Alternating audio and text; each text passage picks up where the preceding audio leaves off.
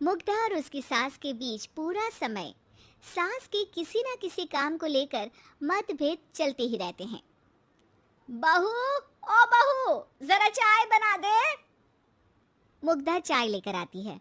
ये लीजिए, और कुछ चाहिए? अरे नहीं, बस चाय पीने का मन था। जाओ, तुम दूसरा काम करो। चाय पीने के थोड़ी देर बाद सास दोबारा मुग्धा को आवाज लगाती है।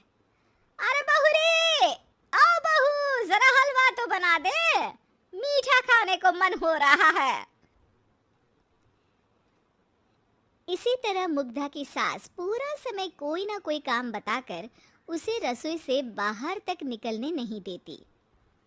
कभी चाय, कभी हलवा, कभी पानी तो कभी दूध, हर समय खाने को चाहिए और उसके लिए अपने हाथ पे बिल्कुल नहीं हिलाने। परेशान किया हुआ है इन्होंने।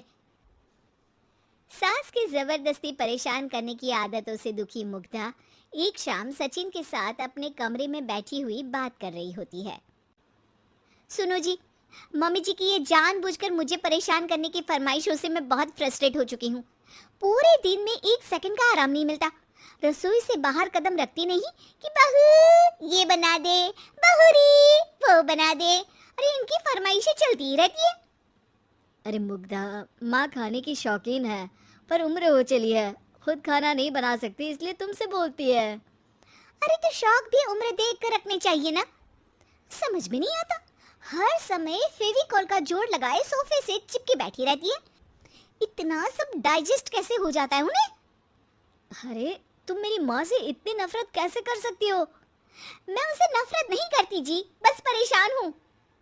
जहाँ मुग्धा अपने पति से ये सब बोल रही होती है, वहीं उसकी सास भी कमरे के बाहर दरवाजे से कान लगाए सारी बातें सुन रही होती है और अगली दोपहर रसोई में मुग्धा के पास जाती है। बहू, आज ना मेरा कुछ मसालेदार खाने का मन है। तो चाय बना दूं? मुझे बहुत पसंद है। अरे ना, ऐसा कर लिट्टी चोखा बना ले।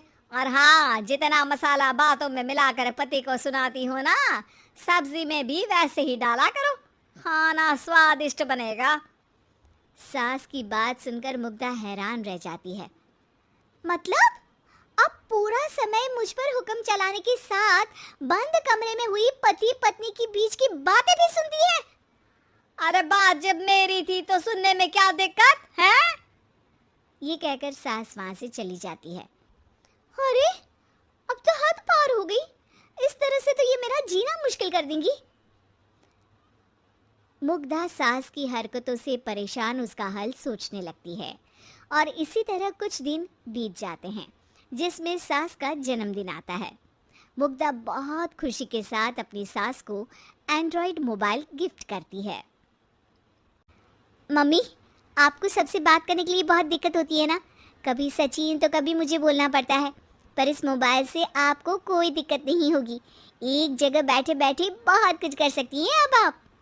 मोबाइल देख सासू माँ खुश हो जाती है, पर उसे इस्तेमाल करना तो आता नहीं, इसलिए साइड में रख देती है। जिसे देख मुग्धा घर का सारा काम छोड़ मोबाइल सेट कर सास को इस्तेमाल करना सिखाने लगती है, जिसके बाद अब सास पूरा समय मोबाइल में ही लगी रहती है। हाय, जब से मम्मी को मोबाइल मिला है मेरी लाइफ में कितनी शांति आई है। अच्छा है, इसी तरह बिजी रहे तो मैं भी सुकून की ज़िंदगी जी पाऊंगी।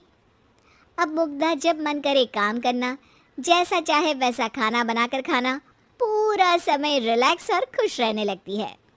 क्या बात है, आजकल तुम बहुत चहक रही हो। अरे मम्मी जी से छुटकारा जो मिला है, अब ना फरमाइशें ना छुप छुप कर बातें सुनना। अच्छा, तो मोबाइल गिफ्ट करने की ये स्कीम थी। इसी तरह दिन बीतते हैं और अब मोबाइल पर लगी सास फरमाइशों की जगह सवालों के लिए बहू को आवाज़ें लगाना शुरू कर देती है। अरे बहू सुन तो, देख जरा किसी का फोन क्यों नहीं मिल रहा? रिचार्ज खत्म हो गया है, पर अभी 4 दिन पहले ही तो मैंने किया था, इतनी जल्दी कैसे खत्म हो गया? अरे मैंने कल तेरी कनाडा वाली मौसी सास से 3 घंटे बात की थी ना। क्या? इतना महंगा तो मोबाइल भी नहीं आया जितना महंगा इसका रिचार्ज पड़ रहा है। इसके बाद तो जैसे मुग्धा के दिन के 24 घंटे में से 20 घंटे सास के पास उनके मोबाइल रिलेटेड प्रॉब्लम सॉल्व करने की ड्यूटी ही बन जाती है। अरे मुग्धा, ये मोबाइल में अचानक तेरी मौसी सास की शक्ल क्यों दिखने लगी और ये तो हिल भी रही है। मम्मी, ये गूगल डुओ का वीडियो कॉल है, इसमें आप बात करने के साथ एक दूसरे की शक्ल भी देख सकती हो। अच्छा, ये तूने मुझे पहले क्यों नहीं बताया? अब बताने के लिए पहले नहीं बताया। इसी बीच सचिन भी वहां आ जाता है और सास अपनी वीडियो कॉल में बिजी हो जाती है। क्यों, सास बहू में क्या गपशप चल रही है? इसे गपशप नहीं, दिमाग का दही होना बोलते हैं। पर तुम तो मम्मी को मोबाइल देकर बहुत खुश थी, फिर क्या हुआ? हाँ, उसका सुकून भी कुछ ही दिन मिला। अब घर के टंटे खत्म हुए तो मोबाइल की टिंग टिंग शुरू हो गई। देखो भाई, कुछ पाने के लिए कुछ खोना तो पड़ता है। आखिर तुमने मोबाइल अपने फायदे के लिए ही तो दिया है, तो फिर सवालों के जवाब भी देने पड़ेंगे, क्योंकि जब तक उनके हाथ में ये फुंथरू रहेगा, तुम्हारी लाइफ में प्राइवेसी और सुकून रहेंगे। कहने का मतलब है अगर इससे प्यार बढ़े तो दाग अच्छे हैं। अरे मुझे पहले दिन से ही पता है मोबाइल किस मकसद से दिया गया है, भूलो मत। इससे पहले मैं बातें ही सुनती थी। सास की ये बात सुनकर मुग्धा शॉक में और सचिन हंसता रह जाता है।